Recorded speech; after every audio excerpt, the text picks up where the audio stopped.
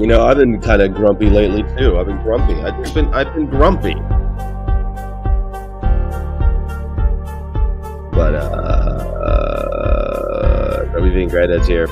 This is a channel for vegans, everybody. It's so hard to not abuse animals. Carnies can fuck themselves. Go fuck themselves. This is a channel for vegans.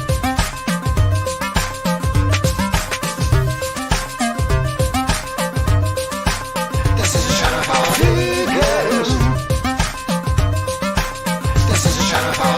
This is a channel for. This is a channel for. This is a channel for. This is a channel for. This is a channel for.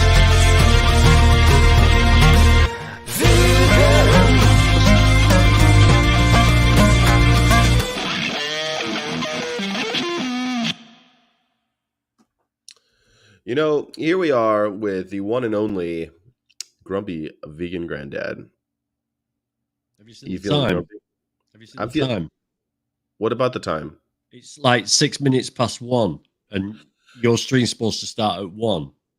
It's That's like I'm sat here on time, an ADHD person who goes to things extremely early, so he's never late. So I've been sat here for like 10 minutes, and you just you've got your viewership now, and it's like you just don't care anymore. You just come and go as you please. Well, you know, you used to show up 20 minutes early and all that. That's true. But in this case, you asked me to remind you of this stream, and that took about 3 minutes for me to like, oh shit, I got to remind good old Dan Shepard. And I texted you, and that took like 3 minutes. And then I had to go get my coffee. That took about 30 seconds. And then I had to delete a video that took what. And you know what's sad is that when I delete a video, Or was it a porn video or something that you didn't want anybody? well, to mostly see? that's what I do on this channel. I don't know if you've heard, but there's a new show called Vegan After Dark that we're doing at the. Oh, really? It's gotten. Listen, spicy. there's something else I want to talk to you about as well. Okay, well, we could get to all those things. We've got No. Oh no. shit. Okay, gotcha. No. Damn. That. Oh, don't you like that? Right. Okay. So, firstly, right, you portray me as some bespectacled, bald, old man with grey stubble, right? And then you as this cute little fucking blue, beautiful bunny.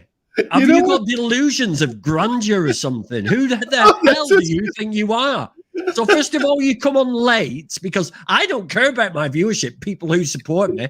Just How come on dare you? late, My please. viewers are my most then you important put- people in my Then you life. put shit like that about like making me look like some horrible little wrinkled bleeding. Well, you know what's funny? I'm funny. really stoked that you finally recognize that, because since we started streaming together, I've always told the AI to put. Don't blame it on the AI. I always make the thumbnails. If you look back on all of our thumbnails, it always has like a young man talking to an old man. How do you find it funny? And so I put in the AI, Blue Bunny podcaster interviewing a bald old man. And that's what it gave me. A grumpy bald old man. I said a grumpy bald old man. Yeah. Why don't you put like a gilf? A Why don't you gilf. put sexy gilf talking to a sexy gilf? Oh, I should do that because I don't think it'd be funny. I think it's funnier this way. A gilf. Yeah, for you. Yeah, it's funny for you. Yes. I am my own audience at the end of the day. I enjoy it very Tuning in much. from Galway City on the Atlantic west coast of Ireland. So he is, Paul That's not Campbell. bad. Hello, Paul Campbell. Say hello to people while you're here. I'm feeling grumpy today because you know what's weird? So I never eat the breakfast at the hotels because it's mostly carny shit, or sometimes they have potatoes and stuff, but I won't eat it because I'm like afraid that it's been fried and I don't know. I'm just not. I'm turned off by the whole experience. But what I often will do, I'll go downstairs, I'll grab a banana and an orange, maybe. I don't know. But today, or I just won't get anything. Sometimes oatmeal, if there's anything there, that's all I'll do.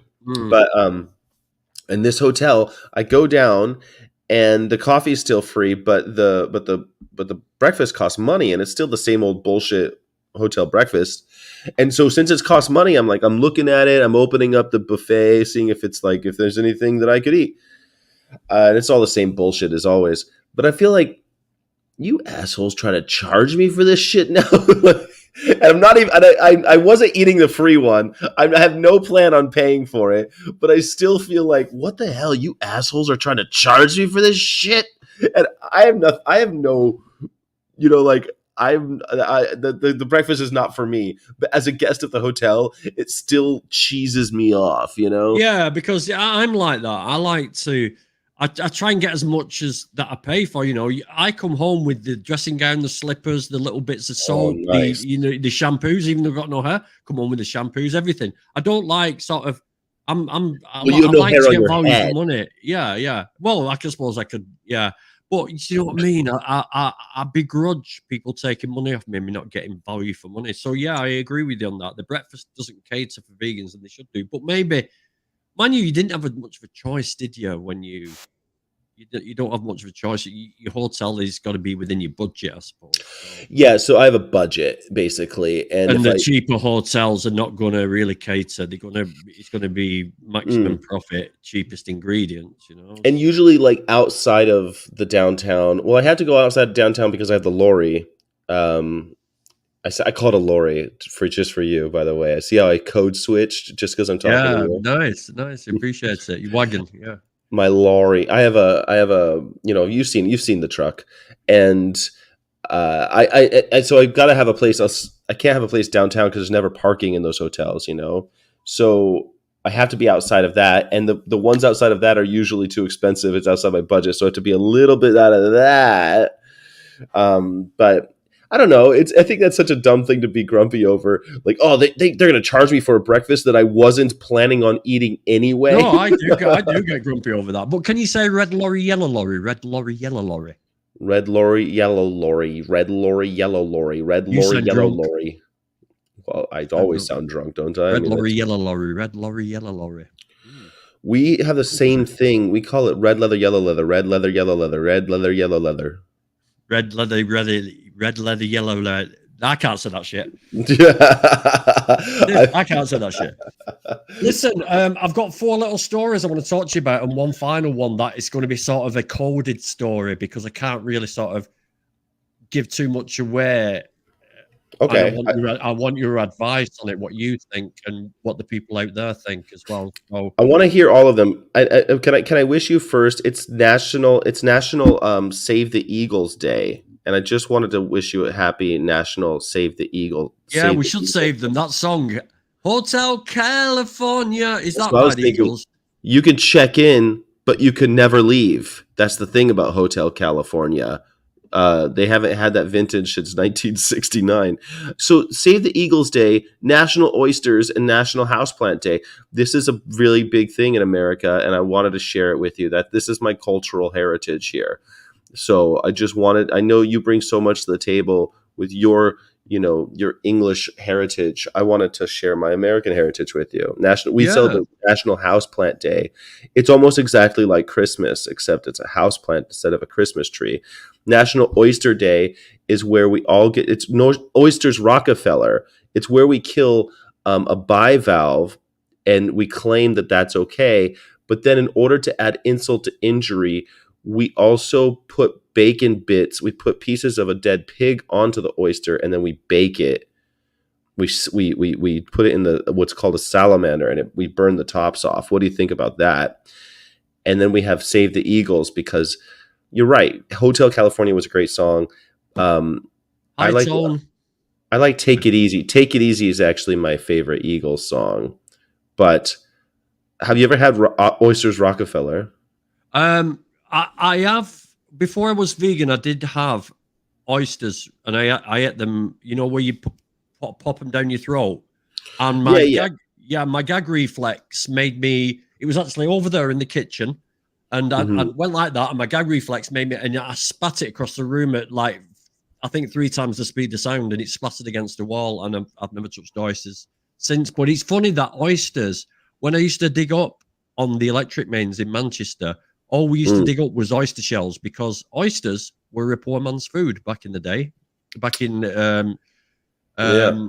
Manchester, when everyone was poor, it was a poor man's food. They sold them on every street corner.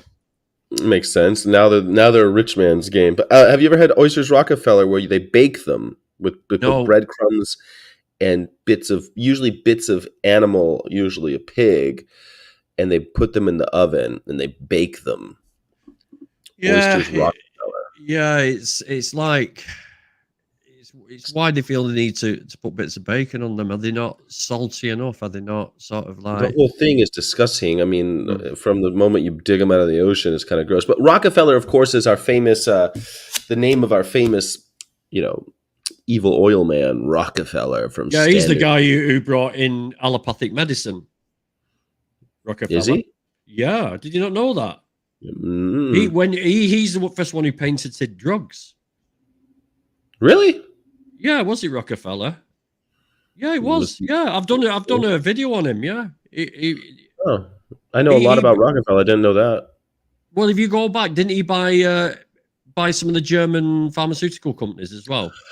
Possibly that Rockefeller bought some of the Pfizer and stuff. Who knows? I mean, I don't I know. actually know about the. Okay, well, Rockefeller. I didn't know that. So basically, what pharmaceuticals. it's interesting actually. I won't go too deep into it, but basically, what he did, he brought in allopathic medicine, which is a way of medicine that treats after the fact, right? Mm. Before we had stuff that prevented illness. We had certain vitamins, certain plants. Paracetamol, anodyne, sort of aspirin. Oh, you say anodyne? I always say anodyne. Anodyne. Anodyne, Interesting. Yeah. Anodyne. So we brought in allopathic medicine because he knew that he could patent drugs. So the best way to do it is not prevent people getting ill, but to let them get ill, and then he puts them right with these pills. Because it was the plastics and everything as well. He got into all the plastics. Yeah. Are you? Where's your mic? Right in front of me. Why? Does it keep? Oh, because you went out. You went out for a second. Yeah. I was just wondering where it was because I lost it. I've turned the gain down a bit because I've got a new fan in my computer and it's a bit loud. How's that now? Does that sound perfect. A lot better? Beautiful, Yeah. like a mellifluous songbird. Hello, this is Dan Shepard coming to you from WXYZ Radio in Alabama. In Alabama, I've had a cold lately, and so I've been doing stuff like that. It's like, my little China girl, oh baby, just you shut your mouth. David Bowie. It was David Bowie's birthday a couple days ago. Do you know he has the same birthday as Elvis Presley? Hey, Dan. Elvis Presley. Yeah, Elvis Presley and David Bowie have the same birthday. In the UK, we're doing an AI concert with Elvis Presley as a hologram in concert. Oh, and I was thinking about sending my mum there into London to watch it because she's a massive Elvis fan. I found out she doesn't like the Rolling Stones today. Well, I mean, that's fair. I mean, when you're between Elvis and the Rolling Stones. Hey, so I was. You just reminded me. I'm from Alabama, WXKZ, Alabama. There's I'm in Florida right now, and there are these billboards with a pig with sunglasses on, and it says I think it says 2 Yahoos and a transmitter, and they play country music. It's a country music radio station, but it's a big pig with sunglasses on. It says 2 Yahoos and a transmitter. I don't know. I thought of you. I thought that was funny. Anyways, so Dan, happy Save the Eagles Day. What are your? I want to hear what you got going on. I want you to catch up with me. I'm sorry, mate. I don't always react how you expect me to react. I know sometimes it's a little bit awkward for you, isn't it? I'm sorry. No, I don't know. Actually, I sometimes think only that maybe you're not paying attention to me. I am actually very, very hyper in the mind today. I'm very all over. This morning I felt like I'd just woke up to a nose full of cocaine. I jumped out of bed and I'm like, whoa. That sounds like here we go. Yeah. Up. It is. It is a nice way to wake up. But right, let's get through these stories because Frank Sinatra said that he feels sorry for people who don't drink because when they wake up, that's the best they'll feel all day. And if I woke up like you, that'd be okay. It would, but you with the big ups comes a big down. So yeah, it's not all the time. So anyway, we're not here to talk about me, we're here to talk about the animals. But I want to share this with you because what's happened here? Hang on 1 second. I'll remove it. Oh, right, okay, yeah. I think we're good. Have you got the sound on?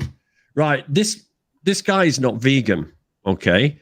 And he's looks done like this. he's a dead animal, or what's he got there? No, you'll see. I just want you to watch this because he's not vegan, right? Okay. He's a camper, but he's actually made a pro-vegan video by accident. Now, Nerd.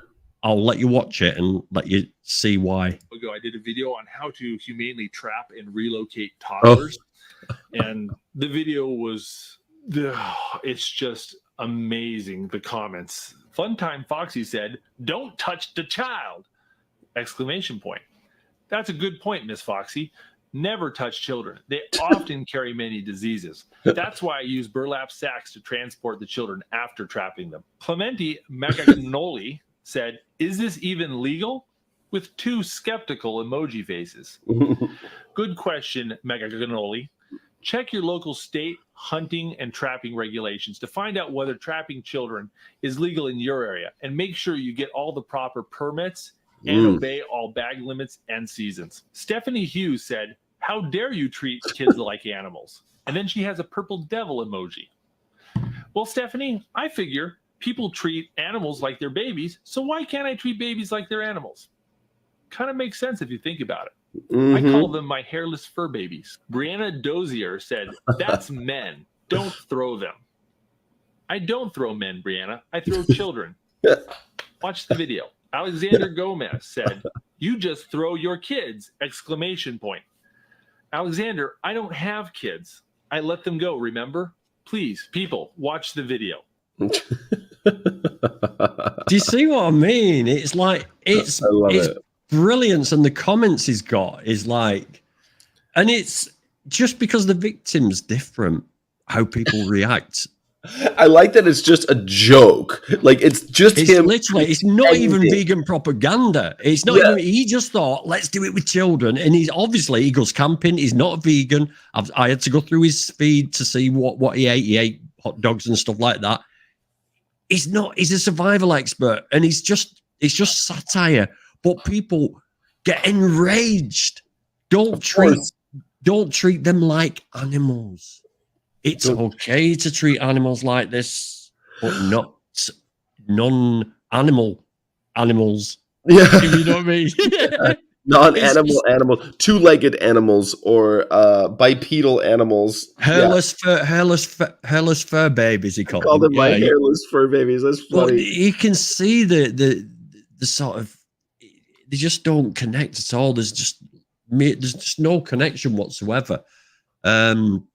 But yeah, that's the first thing I thought I'd put up. But I'm going to use that in a TikTok video at a later day. I'm just going to try and figure out how to use it. Well, you could say that. Well, I used to do that. This is a wonderful thing. Before the internet, I wish that I had shown. I wish I could have shown what I did with my kids. I had a similar technique.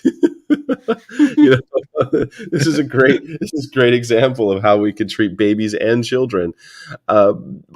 Animals are just innocent children as well. Well, they're all children, aren't they? I mean, all animals are children. Absolutely. When they go to the deaths, Well, and I think actually, like, most adult animals kind of behave a lot like young people, like orcas, and behave like teenagers. I guess, like, when I encounter animals in the wild, I don't think of them as children. Actually, I think of them as kind of adults that need to be afraid. Interestingly enough, but our pets, they infantilize. The fur baby thing is right on. It's just spot on. That I hate that people treat their animals like babies. I despise it. They're pets, So that's funny because that's what people are saying. Which one are you talking about? Are you talking about your pets? Or are you talking about deer? Which animals are we talking about here? It's crazy to me that there's classes, And speaking of our lovely companion animals that we all like to keep, and especially. I want to share this with you. This is more news. More news. More news. More news. So, initially, it looks great. Okay, South Korea passes law banning dog meat trade. Yes. Have you covered this before? No, I have not covered it. But when you were talking about it, when you were talking about the fur baby guy, I thought of this. I was thinking about this when you were just telling the last thing. So it's great. So You're perfect. Beautiful. You're segueing perfectly into this. Yeah, I've got it all. I told you, I woke up creative today. I woke up on cocaine. Yeah. Cocaine brain. On cocaine. The slaughter and sale of dogs for the meat is to become illegal in South Korea after MPs backed a new law. I love this picture, by the way. This picture of the eye is just like, yeah. Just to give it that more impact. The legislation set to become into force by 2027 aims to end the centuries-old practice of humans eating dog meat. Dog meat stew called boshintang is considered a delicacy among some older South Koreans, but the meat has fallen out of favor with diners and is no longer popular with young people. Under the new law, here we go, here's the kicker now, here's the kicker. The consumption of dog meat itself will not be illegal. Right? So basically, right, you can't raise dogs for meat. You can't sell dogs for meat, but you can still eat dogs. So what does that solve? Nothing. Absolutely fuck all. It just means there's going to be an underground market with worse conditions and worse treatment of fucking dogs. It's the worst thing that could possibly fucking happen in that country. It's pathetic. I have a slightly different take. I wonder if you'll humor me. So Okay. I think that the dogs, by making it illegal to breed and sell them for meat, which we know is just a scofflaw, right? People will still do it. But it'll make it so unpopular that really just old people will do it. It won't be something that young people will ever catch on to. It's not like a young person's going to be like, you know what I want to do is eat a dog. And what I really want to do is go down the alley to this illegal operation and find myself some dog legs to eat. Let me give you an example in the UK, okay? Yes. And this is the thing, right? Before I was vegan, the chain supermarket group called Iceland, who sell, well, basically what it says is all frozen foods very cheaply. Yeah. They brought in a selection of different foods like swordfish meat, kangaroo meat, ostrich meat, right? Yeah. First thing I wanted to do, this is 10 years ago, I'm just in my 40s. Oh, I want to try that. So, yeah, maybe the dog meat thing might fall out of favor, but it still doesn't change the fact that when you send something underground, it becomes a lot worse for the victims. True, but it also becomes more expensive, and that makes it harder for it to continue. So, like, I don't think they don't want to piss off all these old people that are going to do whatever they want anyway. They want to be more, and this is the second part of what I wanted to say. I still think this is cultural imperialism, because this isn't a win for the animals, really, because they haven't made eating pigs unpopular. They haven't made eating cows unpopular. All we've successfully done is Americanize or Westernize, really, the South Koreans to the point where they're finally giving up some of these ancient kind of these things that we look as barbaric, right? They've come around. I agree. And this and they're not eating dogs. And this is a thought I had as well: was have the government banned it because it's unpopular, or have the government banned it because they want to be seen as progressive as the West? That's exactly it. Yeah, they want to be seen more. And I think that's why the government has done that. But they don't want to hurt too many people, so they said you can still eat dogs, you know. The Koreans passing astray, but yeah, I think they want to be seen as progressive, and I think that's the main reason behind it. Some of the oddball things that they do. Look at the foot wrappings in China that took centuries to get rid of, and they're still doing it. They're still doing it. They're still doing it, but it took a group of women who said we're not going to. Our sons aren't going to marry any girls with wrapped feet, you know. Yeah. And they got together, and it took a century to do, but it's Traditions are tough to get rid of unless.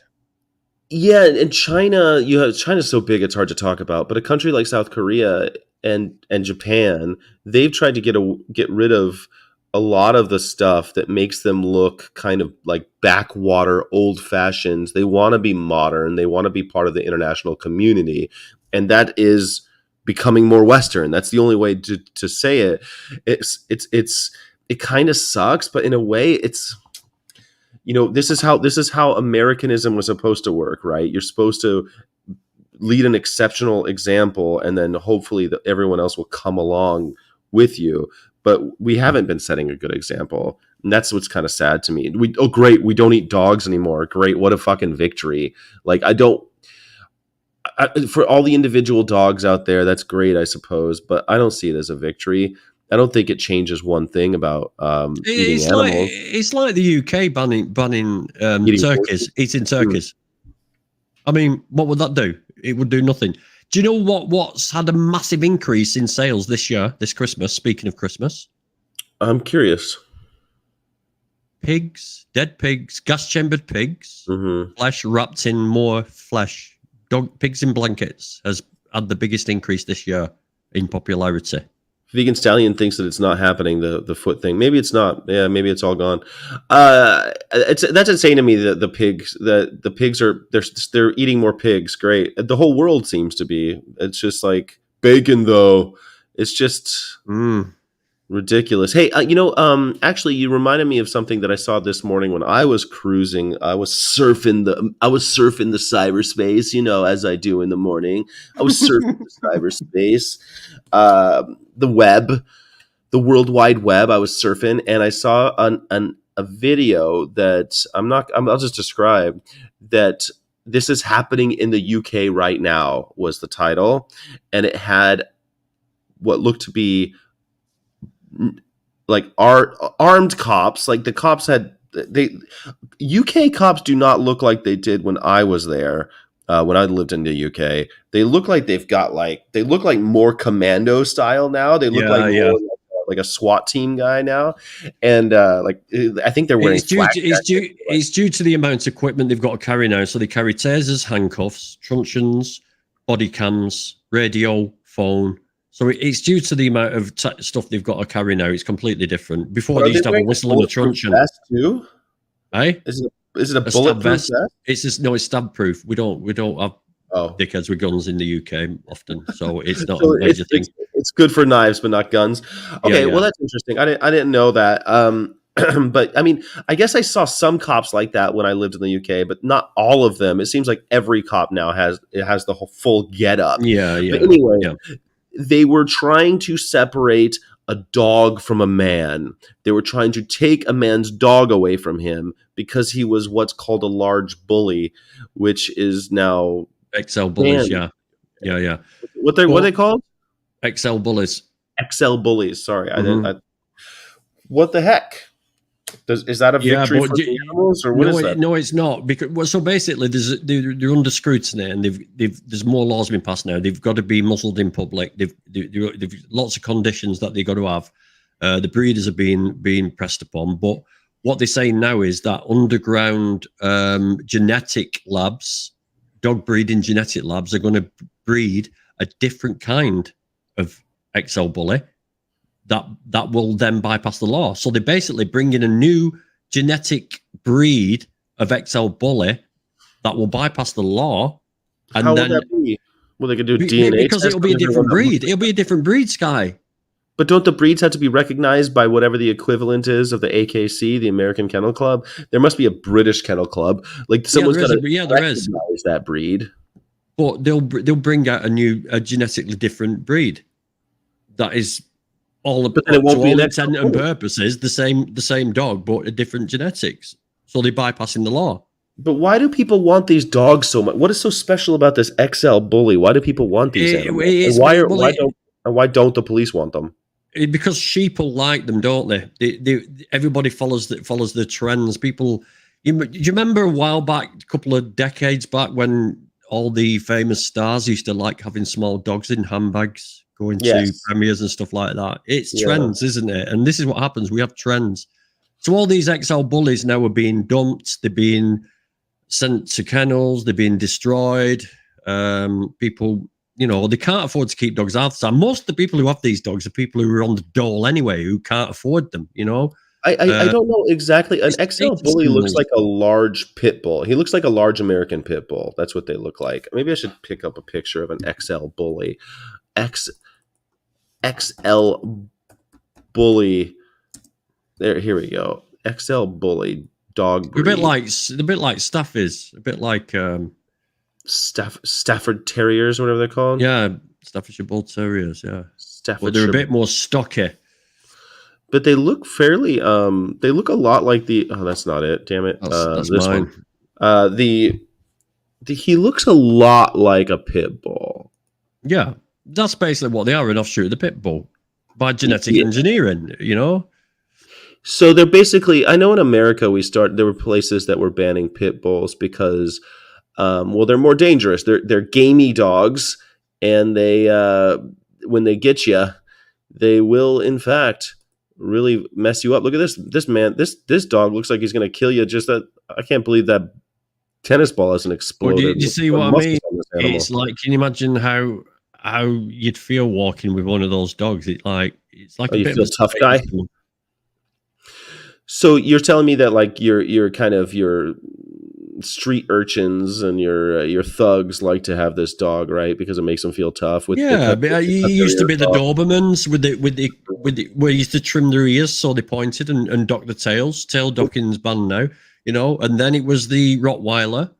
Well, and they then definitely. and recently it was what was the other one? The French Bulldog. It's been popular. Tough guys don't like the French Bulldog. But they have been very, very popular, and they go for big money. Things that go for big money. This is what I mean.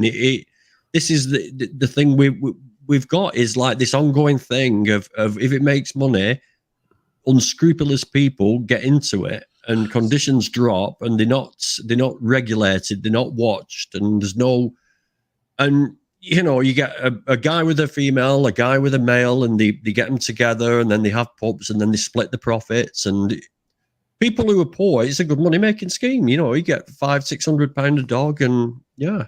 So I mean, they're not docking the tails, but they're definitely still cutting their ears off. You're not allowed to dock tails in the UK, I don't think anymore. I'm not sure about that.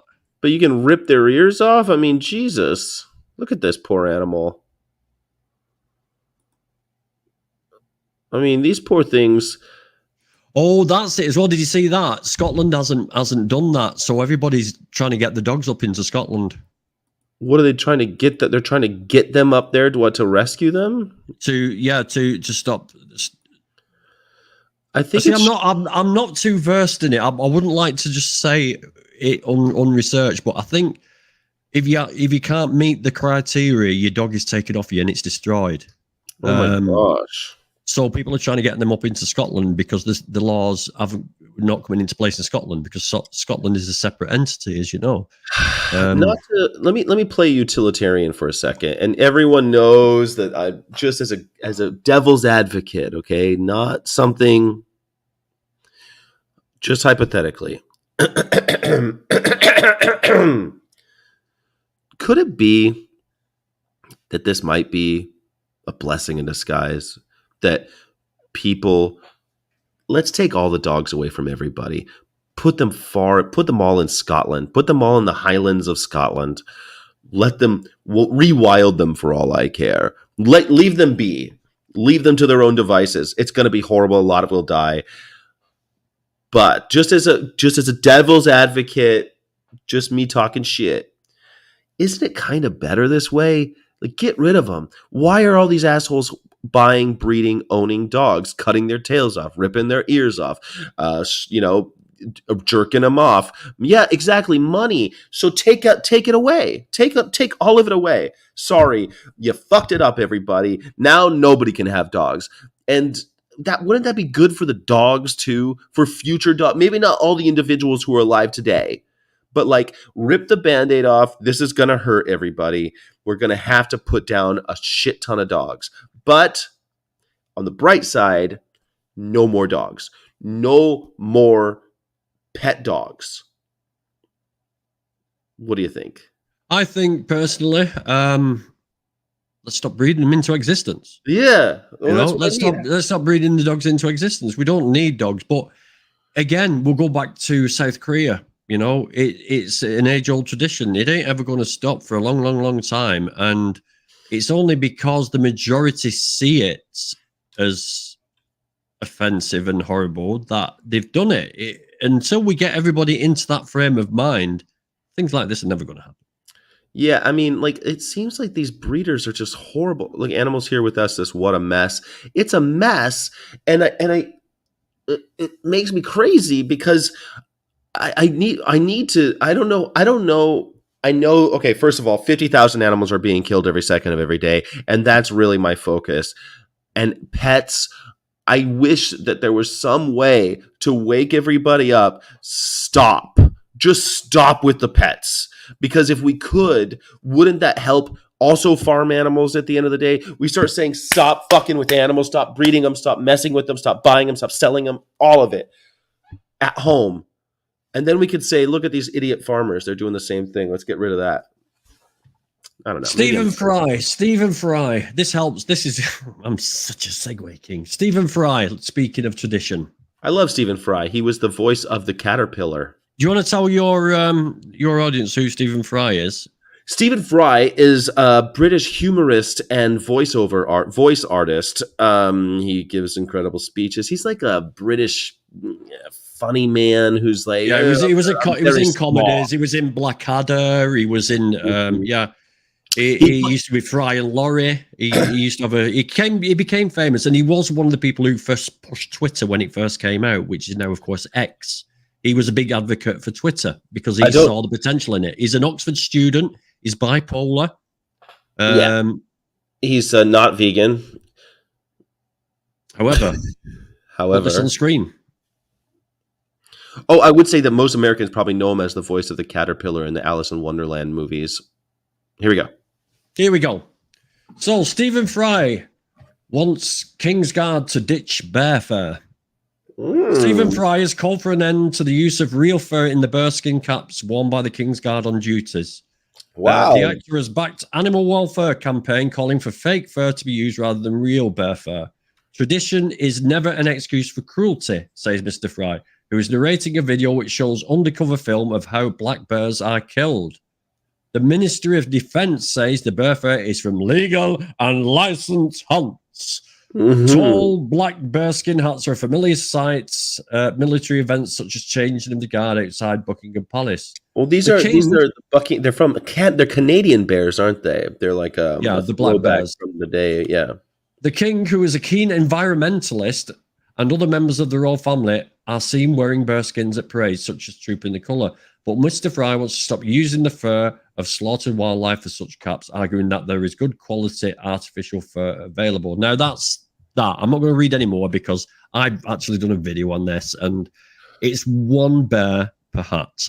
Yeah. Okay. And Peter did approach them and gave them an alternative, but they will not accept it. They say it's not the same. It doesn't flop around the same. You know, we want dead animals' skin on our heads. You know, right? All day long, we want to wear a dead animal on our head.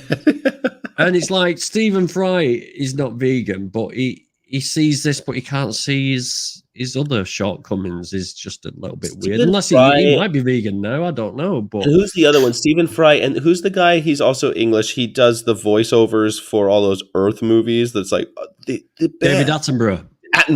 Right. David Attenborough. Yeah, here we are in the tundra, in the jungle. He says, and we see the tiger. He's he's brilliant. We don't have the space to grow money more. He's like, he talks about we had to change our diet. I've seen a video of him saying we need to eat less meat. He's a reducitarian. Yeah. But I think Stephen Fry is as well. They both talk a big game about limiting the amount of meat they eat. But it's, as you know, bullshit, of course. But we're gonna eat less of it. But neither will go vegan or talk about animal rights. It's all for environmental purposes. Alpha Sophist says black bears are aggressive predators. I wouldn't mind them going extinct. Alpha Sophist Is this Okay. like a vegan gains thing? Yeah, Like, I mean that's fine by me. If they're aggressive predators, I couldn't give a shit whether these animals go extinct. But I will not stand for people murdering them for some stupid fucking arsehole British tradition that Well- causes the death unnecessarily. That's what I'm against. You when know, you say so going extinct, I would say, what does that mean? Going extinct because human beings have poisoned the planet? I'm against that. Going extinct because humans have hunted them to extinction? I'm against that. going extinct because we've ruined the environment that they live in. You know, or we've taken their environment and built other shit on it. I'm against that. So I guess like I'm against them going extinct because I don't see any way that it would happen without humans fucking up the world. So I'm against it. I don't know that I give like let nature do its thing and let them evolve their own way. But it's weird to me that we would be killing one bear per hat and shipping them into England. Think about what hold on a minute. There's a salad in the chat.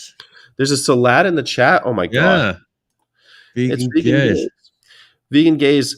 You put too many O's in that hello. It's H No, E L L O. hello. You know, I was thinking about her this morning because she promised me that she would come on my show and school me about why hypotheticals are valuable when we're talking about ethics. And because I still disagree.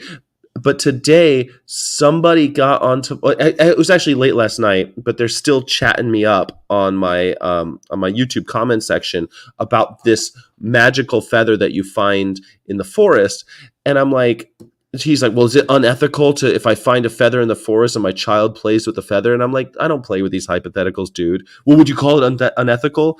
And I'm like, well, if you found a finger and your son put it up his nose, would you tell him to take it off and put the finger back on the ground? That'd be so cool.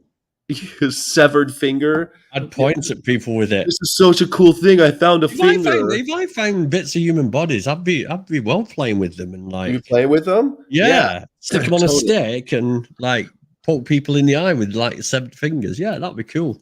I would also like to dangle. I'd like to put them on a hoop and tie them and dangle them from a hoop so that they can catch my dreams at night. Because that's how you do it, right? You put fingers to catch your dreams at night, and you need to hang it on your wall. It's called a dream finger. Jackie Ball says, I thought Stephen Fry became vegan. Stephen Fry. Let's. You know what? I have the Google machine right now. Is Stephen? I think it's a PH. Frye. I think. No, just FRY. Vegan. Let's find out. Is Stephen Fry vegan? The answer is, survey says, Stephen Fry is an actor, comedian. He's vegetarian or maybe more recently vegan. Oh my goodness. A prominent secular humanist and atheist. I don't think he's a comedian. I would call him more of a humorist, and then you would get all of this. I don't. This is not good writing. But what? Who am I? I'm just some asshole on the internet. Yeah. He defends vegan milk to critics. He cooks up a storm. This is on livekindly.com. Plant-based news over Klaus over in England in 2020, May 14th, says he's urging his fans to ditch meat. Okay, well, maybe I'm right. Maybe he's vegan now. He is vegetarian, though. He is confirmed in 2016. So who knows? Maybe he's recently vegan. He's been vegan. It's not a big for as leap, long is as- it, from vegetarianism to veganism? So I think it is. I mean, it's a whole different way of thinking. Vegetarians still think animals are products that they are foregoing, and vegans don't see animals as products. That's yeah, a but pretty- some people become vegetarian mistakenly believing that they're doing good for the animals, and they do it for ethical reasons. So Ethical it's just vegetarian. unresearched, you know. So you got both of them. Fair enough. I mean, there are people who still live under this strange idea that you can get eggs, ethical eggs, and magical milk. But I don't think Stephen Fry is, because he's smart. Like, he's made a whole career about being Mr. Smarty Pants. So I don't believe it's taken him. He must be like 65 or some shit. How old is Stephen Fry? I think he's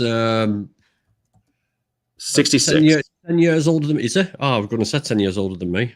He's 66, and let me just show you this horrible. Look at this horrible picture. Jesus, God damn it! Like this Oh my is, god. this is like he looks like. Oh God, someone beat Stephen Fry with the ugly stick that day. God damn, makes me look like fucking, I don't know. Makes you look like a sexy blue rabbit. He looks like W.H. Auden. He looks like someone left a wedding cake out in the rain. I'm just looking at the comments. Some of the comments in here. Vegans popping up on vegan channels to harass them. Funny how that works. What happened? I don't know. Hypotheticals are useful for discussion and debate. But what's the point of a debate then? If a debate is to understand each other and have new ideas come out of that, to synthesize new ideas or to come to a better understanding of someone else's position, I'm all for it. But what I'm not really into is the debate where it's like, I owned you, Dan. I win. I'm not into that. I'm not into this like adversarial, gladiatorial debate style. It's not for me. I get that other people enjoy it. And sometimes it's fun to watch, but it's just not for me. I don't understand the. I just like to be honest about how I'm thinking. You know, Yeah. I like to be honest about my views, and I like to say what I feel. And yes, sometimes it's unresearched and it's like just on the spot. I just blurt out a response, and then I get told that I'm wrong, and I look it up, and then I say, "Yep, I was wrong about that," and I've done that so many times in the past. And that's the way it works for me. I like watching these debates. I do like watching these debates where It's fun to hypotheticals watch. are used, and it is good to watch, and that's what it's all about. But I think these debates that you're talking about are very, very useful. Not to solve problems, because they are just entertainment as far as I can see. But it gets people on there to watch the drama, which we've talked about in the past. Is drama brings in the audiences. Drama gets your heart going. And- True. and then people can see and hear veganism, morals, ethics. I don't think they hear and- veganism. They hear utilitarianism, and that's not veganism. That's how you get people like Cosmic Septic. That is exactly how Cosmic Septic happened. Is utilitarian arguments about logical fallacies and hypotheticals, and then you get and people are surprised. I wasn't surprised. I wasn't surprised at all. But I will say, I saw. It's funny. I saw a debate between. We only do this in veganism, by the way. Other assholes don't do this. I saw Cosmic Skeptic on Ben Shapiro. I reacted to that video last night, and it was more interesting. And they're talking about slavery in the Bible, and it was a more interesting conversation than what we normally do with vegan debate. And I thought it directly correlated to the vegan argument when it comes to the Bible stuff. Because Is that Gabrick Geneva a fucking troll on my channel? I care about vegans forcing their animal advocacy so much that I'm going to force my defense of me forcing animals into submission. I don't Does know that what you're sound like? Are you so Dobrik? Are you saying that you want to force animals into submission? Is that what you're saying? You're going to do that because of vegans? Explain what you mean, Dobrik. I see now. I care about vegans forcing their animal advocacy so much that I'm going to force my defense of me forcing animals into submission. Well, if Vegan that's what you food- mean, Dobrik, you know, you're a man I'm not worthy. You're such a big man. You're such a Are you a Vegan man? Gay says her debate led someone to be vegan. That's possible. I mean, did you do it with wild hypotheticals? That's really my question. I'm not saying that all debate is wrong. I just said there's some debates that are very productive because they get people to understand each other, or they synthesize new ideas through debate. That's really great. I don't like the we owned other team. Are you in a bit of a rut with vegan gays? Are you two at loggerheads No. here? Am I getting a bit of like? I love vegan gays. But are you disagreeing on some things? I'm getting some energy here, a bit of I energy disagree going on. with What's her. going on? I was ranting about how I don't deal with these bullshit hypotheticals. And she said, one of these days I'm going to come on your channel and we could talk about it. And I said, great, let's do it, because I really would like to. I'd love to have that discussion with her. Dare I say debate? No, I'd rather have a conversation with her. I like her. I think she's amazing. So yeah, I would love to talk with her about these things. Interesting. Put I me a think she's story wonderful. up. put me a story up. Let's change the subject. This is my final little story. So, in the UK, I don't know whether this is the same for the US, Sky, but in the UK, 80% of the counties in the UK have a coastal area. And being Britain and being such a great country that we look after our own, we don't have any free lifeboats in the country. Every single lifeboat that goes out to rescue people who get into trouble in our oceans on our coastlines has to get donations from charities because the government doesn't. Yeah, can you believe that? The government doesn't sort of supply us with protection from the sea, even though like 80% of our coastline is like where everybody, your population, 80% of the population lives on the coast because it's a goddamn island. Not on the coast, but every single county has a coastline. There's only the Midlands that don't really have a coastline, so because we're an island, we're quite a small island compared with everybody else. So the RNLI, the Royal National Lifeboat Institution, relies solely on donations to pay the people that volunteer and pay their expenses and buy the boats. And it's turned down donations from an Irish Fox Hunts New Year fundraiser. They turned down the money. They said, no, I don't want the money because... We don't want the money because of what you stand for. Because of fox hunting. Wow. Fox hunting. Now, I think this is a really, really cool move, right? I think it's really good because they are desperate for money. They're constantly fundraising. It's a very expensive pastime, being on call 24 hours a day, 7 days a week, 365 days a year, going into treacherous seas because that's when most people get into trouble. True. And a lot of lifeboat people have lost their lives and not come home, and we don't get any help from the government. So they rely solely on donations. Now, they've turned down this donation. Wow. Now, my point with this is, that's fine. They see the problem with that. But then it leads me on to say this is the issue we've got is that this divide is just so big. It's like a Grand Canyon of here's what we do to animals on this side of thing, but it's for food, so that's fine. But fox hunting, we will stand by our guns and we will totally reject it. And this is what I mean about this is the what we've got to do, and this is how far we've got to go. We've got to get people thinking of food in the same way as they think about fox hunting. And it's a big task ahead, people. A big task ahead. It's just crazy. Fox hunting's still a thing. I keep on seeing videos in my feed of just taken recently of people taking foxes and throwing them to the hounds, people digging down into things and just throwing the foxes to the... Fox hunting is banned in the UK, but doing it like it's nothing. Another scofflaw. It's just like Korea not making... chases now. They chase the scent. But every time they chase a scent trail, lo and behold, they accidentally run into a fox, and the dogs automatically run after the fox, and so then they have to chase the dogs because this is how it works. Wow! So this is the loophole. Yeah, and they've been exposed for the loophole. But I think they made the wrong dog illegal. They should have made those. What's the foxhound called? Is it just called a foxhound? A gun dog? Yeah, gun dogs, foxhounds. Yeah, whatever that animal, that slave animal that they're breeding to chase the fox. We should have made those illegal. That should have been. Yeah, I mean, so this is the thing, and it harks back to my last video about calling out about how our jobs is to make people go vegan, not to make animal rights activists. Yeah, we'd like people to be animal rights activists, but our job as vegan activists and animal rights activists should be initially to get people to go vegan and get people to see food as the problem.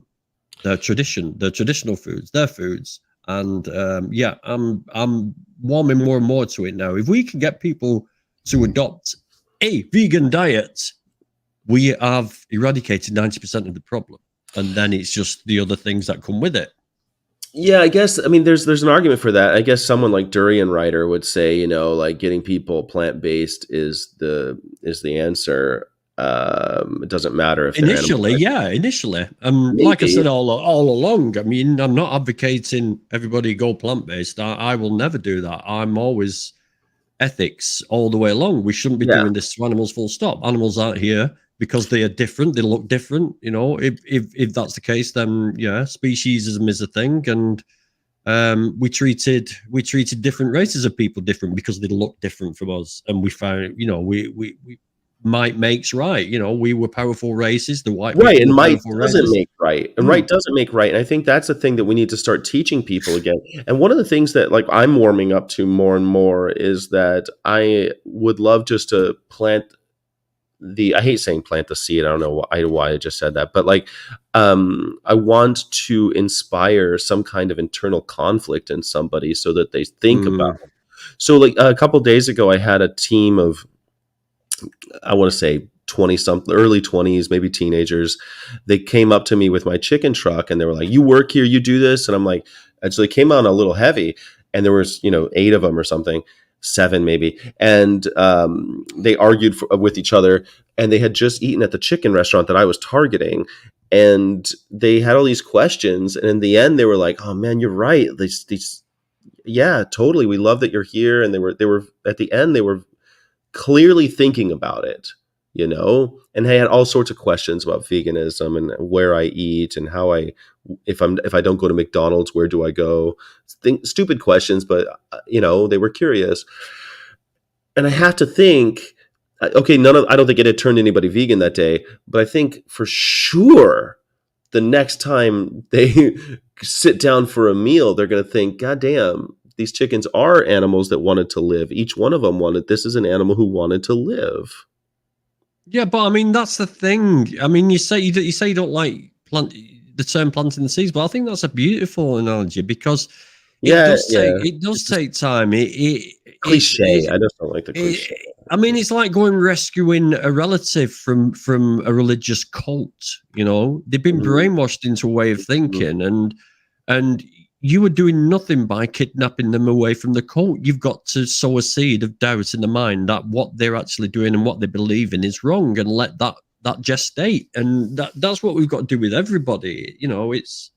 Yeah, it was interesting because, they asked the same question. Here's the other thing that I don't think people realize, that when you have a little bit of distance too, where you've been vegan for a long time, like I have, 2005, right? And because the first question everybody asks is, well, how long have you been vegan? Thinking that I just fell off the turnip truck. And I tell them it's 20 years, and they go, oh. And they realize all the other bullshit, like you're going to die, you're not getting protein, all of these things, that's all, they can't use any of that on me.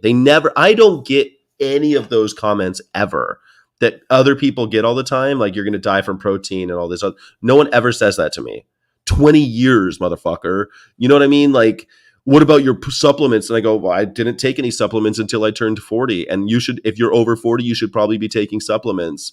Like, that's something that they all will do. And I just, I don't know. I think that being out there and talking to people about your experience of veganism is so important. And maybe it's too Gary Francione or something, but I mean, Dobrik says just getting the truth out there and the facts on the table, the rest mostly does itself. Once people learn about cruelty, inherent dairy production, etc., join the dots. No, they don't sometimes, because there's a lot of people out there who do not give a fuck about where the food comes from, whether they see it or not. They do not care. And how do you deal with those people? I don't know. Those people. Everybody's against cruelty. Everybody's against abuse. Everybody. There's not one person, only psychopaths, that will say that they're for cruelty. But when it comes to your food, no. You show a hunted tiger with a hunter standing over with a gun, they'll threaten to rip that guy's balls off. You show someone kicking a dog, and people will tear him a new a-hole, if they catch him. But when it comes to food, that goes out the window. It's gone. It's like, boop. Yeah. No, I don't want to see that. And they don't care. They don't care. The ability. So I was in a place called Lakeland, Florida. Thank you, vegan guys. and they had all these lakes, and I was driving the chicken truck around them. And in Florida, they have these birds that are they're big, Dan. They're big, like they have swans that make the ones in Hyde Park look miniaturized. Their swans are like giant. They're like a XL bully. They're bigger than an XL bully. They're massive. And so I'm going and I see all these people, and the birds are really human. They're used to being around humans, and so humans are in the parks around the lakes, and these birds are just kind of like chilling out next to them. And they're these humans and the birds, when the humans are sitting on the floor, they're the same size. They're big, and they're eating picnics. And I can guarantee you they're eating chicken, they're eating animal, they're eating birds, and then hanging around these big, beautiful birds. And it blows my mind how people are able to do that. Blows my mind. I'm ashamed that I am sure that when I was not vegan, I probably did the same shit, eating a chicken wing, and a pigeon flies over, and I'm like, what a pretty bird, a free living animal. And meanwhile, I'm eating an enslaved animal. They're very similar. You know, chicken and a pigeon are not that different. People eat pigeons. You know what I'm saying? But people are people, and as soon as you mention something that's connected with the food, that's it. The wall goes up. It's instant. It's almost like it just goes like that across. You know, you can talk and talk and talk. You can talk to gay people about oppression, and do you think it's right that we should oppress people because they have a different sexuality to us? Because men like men and women like women, and blah blah blah. But the minute you talk about, compare it with the food choices, that's it. They don't want to know. You know, no. Yeah. It's a big barrier that we've got to cross, and it's going to be a slow barrier, but it is. They've been conditioned. It doesn't have to be slow. Vegan Power Lab don't care. People don't care. Have you seen his new content? He's incredible. This Vegan Power Lab guy plays this game with people in Amsterdam he does a Would You Rather game. He's really great. Let me subscribe. Yeah, please subscribe to him. He's doing some cool work where the food is coming from, but they might care that something they do is causing a lot of harm. They might, and I think people do. I mean, they've been conditioned to think one way about where our food comes from, and I've just subscribed Vegan Power Lab. Vegan Power Lab's great. Yeah, he's doing some really good stuff. Basically, not trying the food to the harm done to animals, but rather their choice. Yeah. I wanted to add. We gotta start landing the plane here, but Hell on Wheels chicken truck. That's me. It's coming squawking to ruffle feathers outside of Tampa Bay restaurants. That's where I'm at right now. I'll be in St. Petersburg, Florida. Gulf Coast diners just might think twice about chowing down on fried chicken after they see and hear Hell on Wheels, PETA's guerrilla marketing campaign featuring a life-size chicken transport truck covered with images of real chickens crammed into crates on their way to a slaughterhouse, complete with actual recorded sounds of the birds' cries and a subliminal message every 10 seconds suggesting that people go. Yeah, that's me. That's what I do every day. A subliminal message every 10 seconds. I love that. I love that. Isn't that funny? It's like, go vegan, you stupid carny. I wish I could hear it because because obviously it's subliminal. You can't hear it. Animal abuser. Yeah, exactly. Yeah. It's total loser, animal abuser. Total loser, animal abuser. I've been doing something as well, Sky. Some vegan activism on Call of Duty. Playing Call of Duty. What? Yeah. On Call of Duty. Well, okay, so why do you eat meat that's made if you're vegan, why do you eat meat that looks like real meat? And I can say, well, why don't you go out and shoot people? Because it's not right. Well, that's why I play Call of Duty. It's like an alternative that gives me the pleasure of going out shooting people that I'd like to shoot, but nobody actually gets harmed.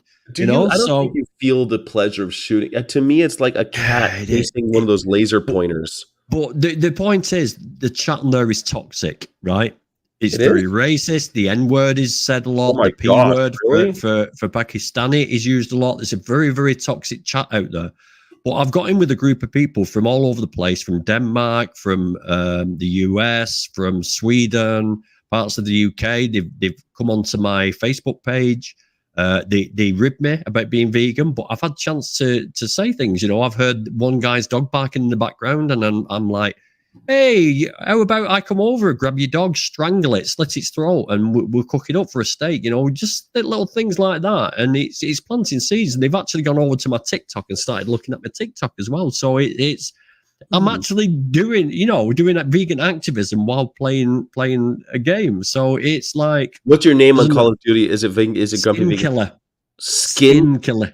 It used to be Skunk Killer, but it's Skin Killer. SKIN, as in skin. Skin Killer. It's kind of gross. Why don't you call it? I thought, why not Grumpy Vegan Granddad? So every time you kill somebody, it'll be like Grumpy Vegan Granddad just killed you. I don't know, because I had the gamer tag before I was vegan. I've played on and off. Vegan Gaze has hers set to, I think it's vegan something. Vegan is in the name of her Call of Duty thing, and so every time she kills somebody, it's like you've been killed by a vegan. But that would be cool. I might do that. I might actually do that. But I think the stealth way in is a lot better. Just surprise people. But I'm good at it. I'm really good at it. So never played Call of Duty. Call of Duty is cool. Don't start. Yeah, do it. You'll get addicted. You like smoking cigarettes? Don't do it. The thing's wearing off now. I've started going back to the gym now, by the way. But yeah, I know you want to wind up, but I just wanted to put this to you as well. I wanted to wind up for you. I got all day. It's my day off. I'll be here for 10 hours if you want. How long this is the last thing I want to say, because I have got things to do at the moment. I've got a script I've got to do a self-tape for at the moment. Okay. So I'm going to try and do this cryptically, because I don't want to expose the people involved. So Manchester PigSave, we have members, and one member has approached me on a private chat and told me about another member who is talking about he is talking about the Israeli problem, but he's attacking the Jews, and he's looking at conspiracy theories that certain Jews are aliens, have been planted here from alien worlds and all this. So this guy come from space. Yes. Jews from space. Yeah. So there's conspiracy theories going out, and it's a little. What he's saying is it's a little bit. It could be construed as racist, and this guy who's contacted me is a little bit concerned, and he said basically, he's talking to people, he's putting his views out there to people at the save days. When we go outside the slaughterhouses, we pay our respects to the animals and stuff like that. And we should ban him from the group, and we should ostracize him and all this. Now, my view of this, I'm not sure how to think about this, and I don't know what your view is, Sky, and I don't know what you people out there think. But if someone's got alternative views about things, and we live in a world of free speech, right? And he speaks to people, and they have the power to reply to him and tell him he's wrong, or they don't agree with him. Yes. Should we really be cancelling people because they've got alternative views to us, whether or not they could be construed as a little bit racist or a little bit out there? Well, I don't feel we should. I guess it depends on what you mean by cancel in this regard. What do you mean by he cancel? wants him banned from the group. He wants taken out, like ostrich taken out. He doesn't want him to attend PigSave. He doesn't want him in the group. He doesn't want him in the chat. He wants him gone. Turn our backs on him. What he's posting out there. See, yeah, I think I'm with you on this. I think that if you you have, in fact, I think it's more than what you said. I think people in the group have a responsibility to say. Because imagine, okay, so here's the thing. Let's put this in a professional environment. Because Trump supporters, right? Trump supporters could be seen as a bit out there, a bit sort of not quite totally open to the thought of people coming in from different countries, right? Totally, but they're still vegans. So let's say I've managed large groups of employees, and when you hire somebody, they have to sign all this paperwork saying they're never going to say racist shit, they're never going to say sexist shit, they're never going to do all this stuff, right? But still, people do. And when they do, you have to sit them down and say, hey, this is unacceptable. You've signed a thing saying that you wouldn't say shit like this anymore. And since you're saying things like this, I'm either going to have to fire you or you're going to have to stop doing it, please. And then they stop or they get fired. And so why wouldn't you do the same thing in this scenario? Hey, buddy, first of all, Jews don't come from space. Secondly, please he's not saying they are. He's just all he's doing. What he said in his reply. What he said in his reply was, "I'd just like to put things out there and to get people talking." Right? It's not my views. Then I would say this is not the environment for that. Please do not use our platform to talk about that. To give you an example, I think a really good one that I was very grateful for, actually, because I am sick and tired of vegans trying to tell other vegans that they have to back one side or the other in the conflict in the Middle East based on their veganism and what they say. I think that's bullshit. This is a complicated this is a complicated thing. There's going to be people who have opinions that Palestine's right. There's going to be people who have opinions that Israel is right. And we should be talking about these things irrespective of whether or not you're vegan. You see what I'm saying? Now, PETA sent out an email. Ingrid Newkirk sent out an email that she definitely wrote. And like 100% sure that she's the one who wrote it.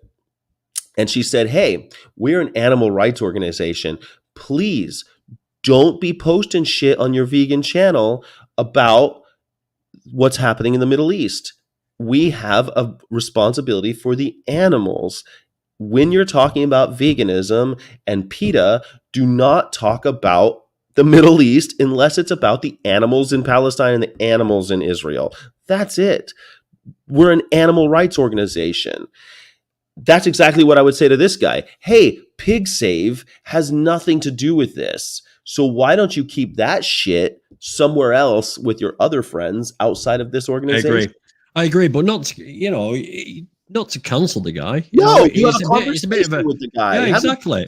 Balls. We can have, I know you love Joey Carbstrong, and I like his activism a lot. So I wasn't going to bring this up because I do actually respect his activism a lot. And I've said this a million times, but every time you say anything about Joey Carbstrong that's just a little bit critical, people get really simpy about Joey Carbstrong. But he put in his post that if you're vegan, then you're for Palestine. And it pisses me off a lot that he did that. I'm really upset about it, actually, because I feel like his donor is using him as a mouthpiece, working him like a puppet. But the truth is, that shit's got nothing to do with veganism, bro. Like, if you feel that way about Israel and Palestine, leave veganism out of it. Veganism's got nothing to do with it. Save Movement fired David Rams due to intersectional issue. Really? Sorry, what? Alpha Sophist, last comment. The Save Movement fired David Rams due to intersectional issue. I didn't know that about David Rams. I know David Rams got fired, but I didn't know. I saw David Rams's video about getting fired, but I never knew why. But I wasn't that curious, to be honest. Vegan Power Lab, Guru Sky, vegan activists should meet and do activism together. They do not need to share. They don't be friends or share views. They can, but it's not needed. Well, they don't need to be doing it when it's about the act. You see what I'm saying? So yeah, I mean, I would like to hear it. Like I said, I go on Call of Duty and I hear a lot of racist language going on there, and it's mainly, of course, it's like 16 to 25-year-olds who are trying to be big, trying to impress the mates, all this stuff. One of the guys that I play with, he is actually is mixed race.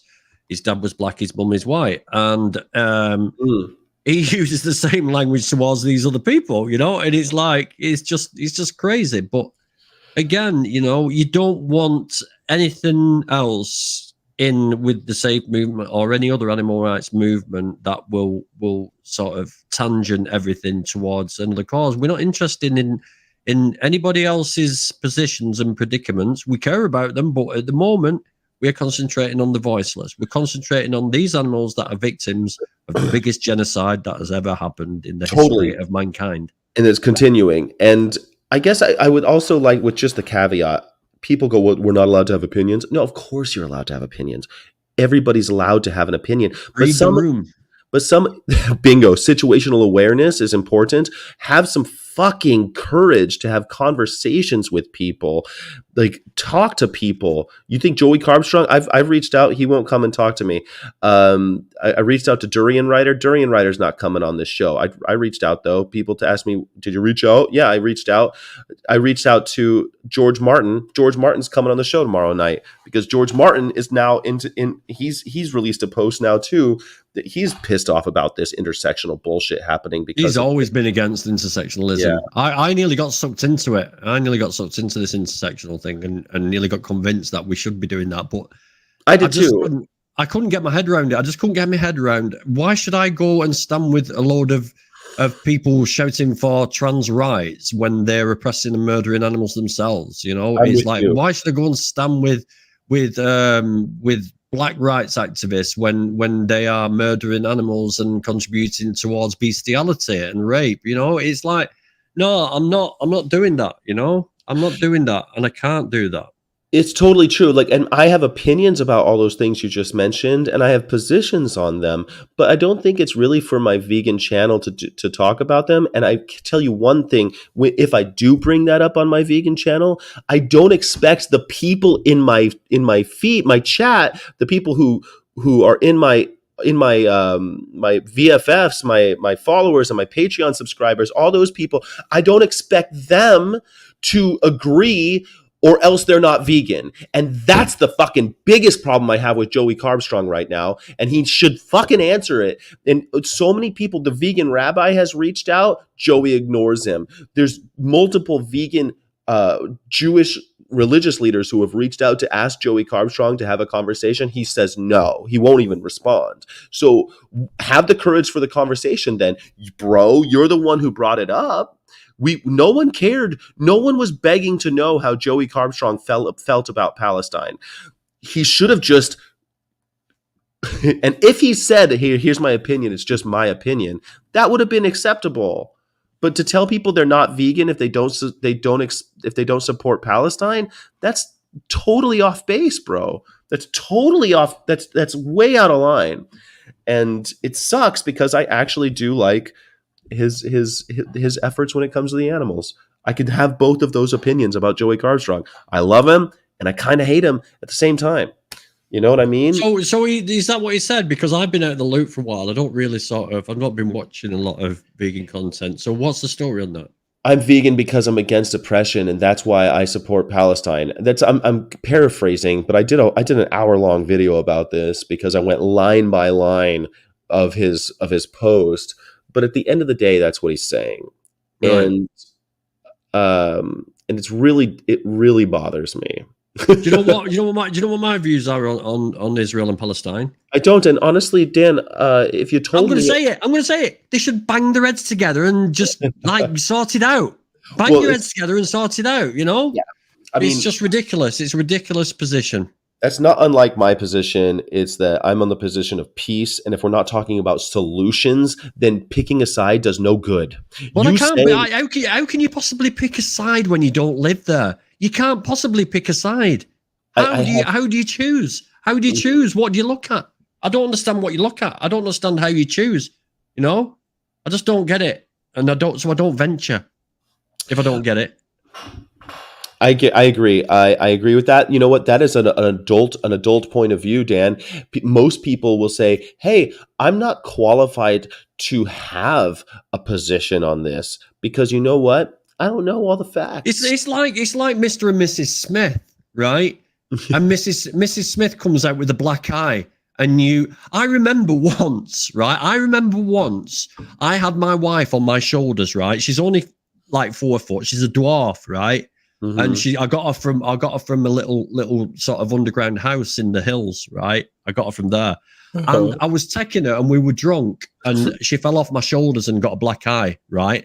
The looks that people gave me when I was walking through a supermarket with her with a black eye.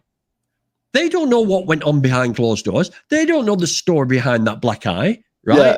Yet they come to conclusions, and that's exactly what's happening in Israel and Palestine. That's exactly People have I mean, no idea yeah, what it's like, those Israelis are doing to those Palestinians, and they've no idea what those Palestinians are doing to those Israelis. Nobody has no idea what goes on behind those closed doors. So it's so fuck off. funny you say that. Like, you know, when Ricky and Lucy, like Ricky throws Lucy's in the other room, and he's like, she says, "Throw me the book," and he throws her the book, and it hits her in the eye, and she gets a black eye.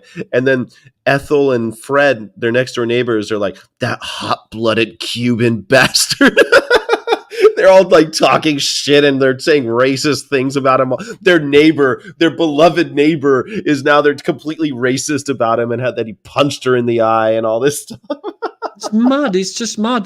This conversation is bonkers. Why is it bonkers? I don't understand why we'd think this conversation is bonkers. It's just two men having a conversation and just talking about issues. What's bonkers about that?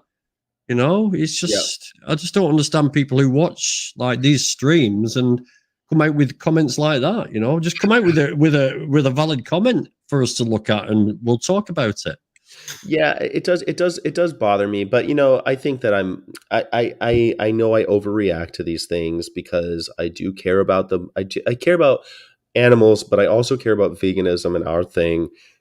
It's something that I'm dedicating a large portion of my life to, you know, and now I'm even a larger portion of my day goes towards this. And you know what I mean? I've been vegan for a long time, sure, but now it's like my whole life is this. And it pisses me off when someone takes a shit on it or kind of bastardizes it.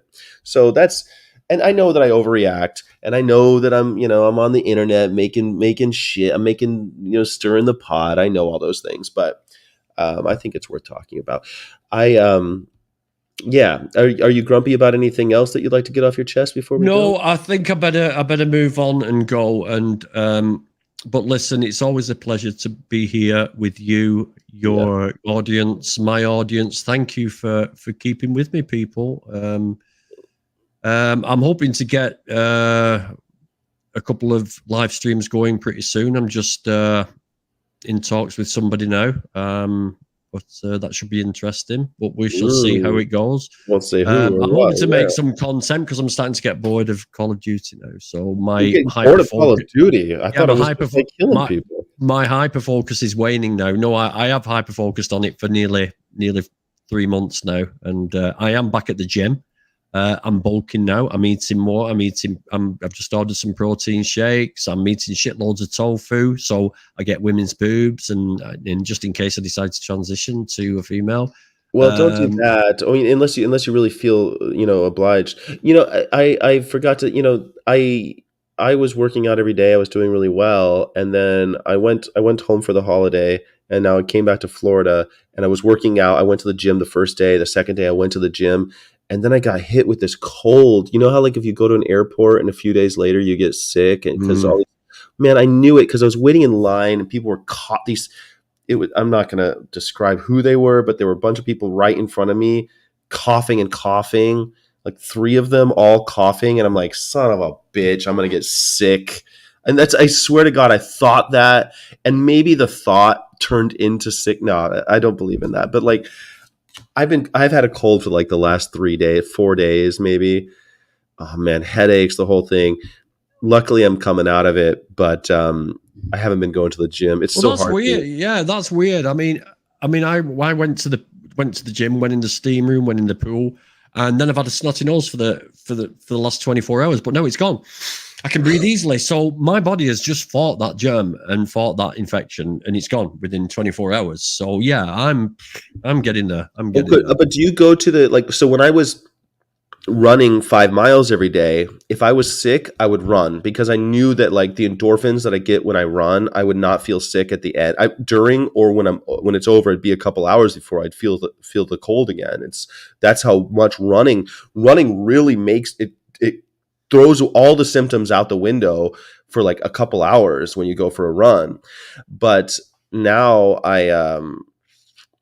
my question is, do you go to the gym when you're sick? Because I can't. The gym's like right there. I'm on the first floor, and the gym is so close to my hotel room. No, I don't go to the gym when I'm ill at all, and it's not a good idea to go because you're going to be dehydrated, you're going to be inflamed, you're going to enhance that inflammation. The best thing you can do for your body when you're ill is to sit down, relax, and let your body do its job until you That's feel what I'm better. thinking too. I spent the night. Well, luckily, it's funny. I'm in Tampa Bay, beautiful Sunshine State, Florida.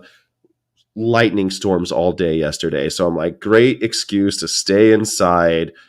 I just sat my phone, played chess most of the day, read a little bit of stupid Ed Winters book, and I'm trying to read Ed Winters book. Have you read it? You haven't read it, have you? I don't read books. Oh yeah, I forgot. Never mind. I just can't get through it, man. Just can't get through these utilitarian arguments that he's making. Anyway, that's it. That's what I wanted to ask you about. So I hope you have a wonderful time. Hope you have a wonderful day. And I miss you. And I hope that I'll see you soon, man. You know what I'm saying? Yeah, and please, people, while you're here, go onto my channel, Grumpy Vegan Grandad, if you're not already on there. Go through my back catalogue of videos. There's some really crazy. Look at that. What's it? That Rockefeller video, Sky. When you get a chance, it was one of my best videos ever. I did it slowly and surely, and bit by bit, so I didn't rush it. And I've done a really good job on it, and you will find it's amazing, honestly. But go through my back catalogue, have a look at some of my videos, and yeah, you'll be pleasantly surprised with some of the content I've got in there. I'm pleasantly surprised by everything you do, but I'd love to hear you getting out there and doing some human activism that isn't Call of Duty. That's what I want to see. Oh yeah. Don't forget, I went to the Save Movement a couple of weeks ago. There's going to be another one coming up soon. It's only because of the location of this slaughterhouse that it's not as often as it should be. I did TikTok live on there. Yeah. That's what I was going to ask. And I got loads of people watching it. So yeah, it's a really good place to. And a really good event to sort of draw people in and let them see what's going on. Those are good events. I haven't been to one for many years. But in fact, the one I went to, I don't even know if it was Pig Save. But it's interesting to me that I love that. I don't spend that much on TikTok, that much time. It's funny because TikTok's where I get my most. I have the most followers. I have the most interactions.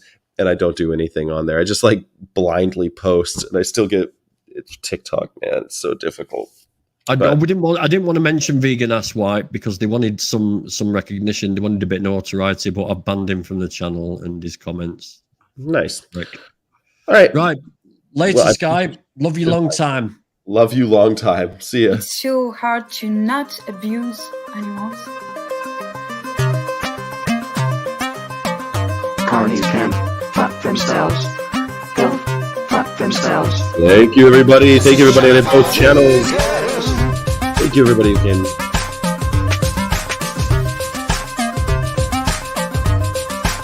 This is a Shadowfall.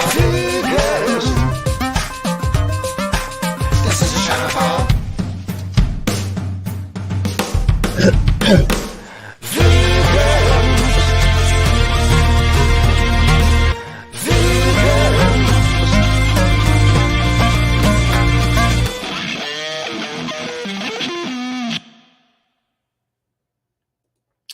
I saw a lot of people in the comments talk about how they don't get sick.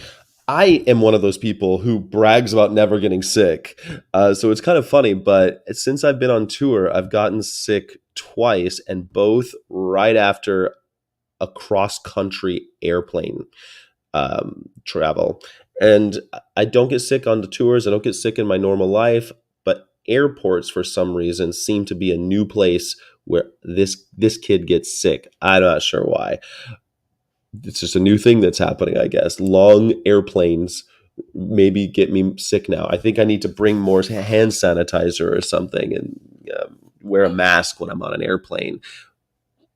Something different about airplanes get me sick now.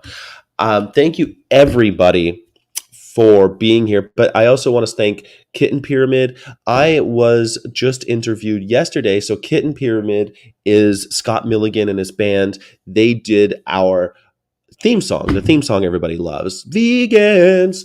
So they did our theme song, and they have a new podcast. It's called Sunday Joint. They did their first episode with yours truly.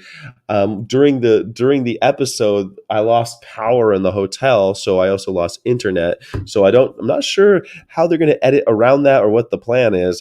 But I was interviewed for their first ever podcast episode. It's called Sunday Joint, and I'd like to, that's the plug. Meantime, tomorrow we have Totally Forkable on for the pre-shift, and at night we'll have George Martin on for the pre-shift. Tonight, it's just going to be you and me, baby. We're going to do some reaction videos and see what happens. For the midnight show, the vegan After Dark show is happening, and it comes on midnight GMT, Zulu hour, at the Zulu time. Thank you, everybody. If you're up in England at midnight, please check out the channel. It'll be on. We'll do it again today. Thank you, everybody. Illegitimate non-carborundum. Until then, don't let the bastards grind you down, because I need you and we need each other, and the animals definitely need you. Thank you, everybody.